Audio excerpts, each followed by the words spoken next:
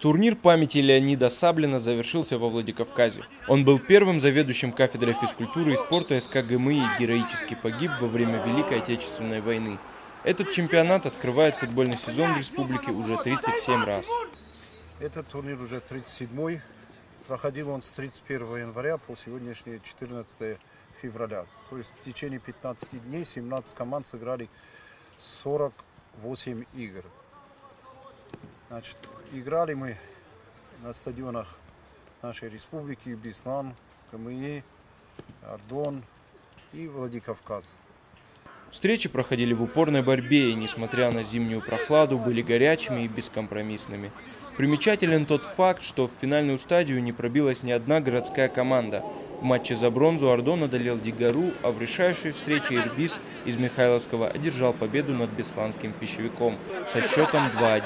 Организаторы отмечают, что турнир удался на славу. В дальнейшем он будет только развиваться как в плане мастерства команд, так и организации. Артем Балатаев, Дэвид Мамедов, Заур Цеов, Осетия ТВ.